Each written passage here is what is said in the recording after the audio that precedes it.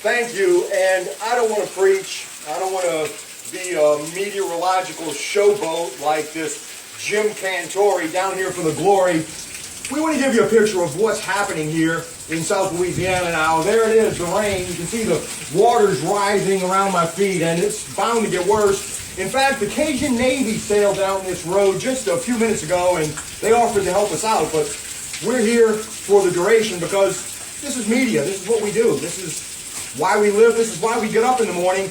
Now, I've preached this before. I'll say it again.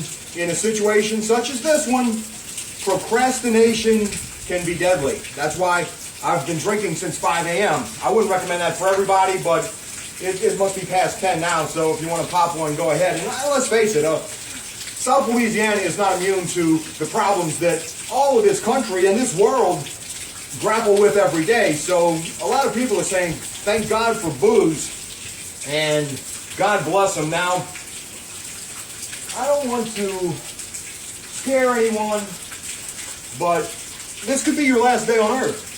Let's face it, these storms, they start out as a tropical storm. Next thing you know, it's a hurricane, Category 1, Category 2. And a lot of us are waiting to determine, and we don't know. We won't know until tomorrow, maybe the next day, what is more destructive.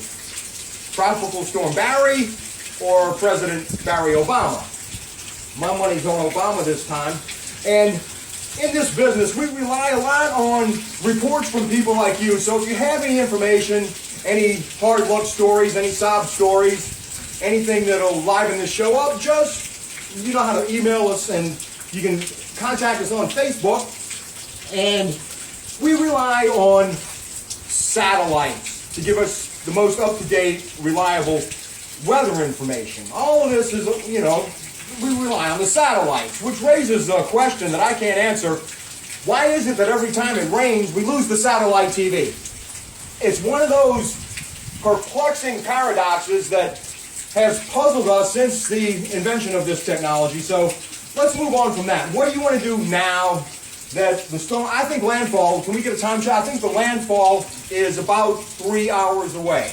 So this is a good time to get your affairs in order. If you haven't written your will, well, you know, good luck getting in touch with your lawyer, but you might want to do that. Say goodbye to the children, the grandchildren, anybody who means anything to you, because, well, you know, it's sad, but we're going to try to get through this together.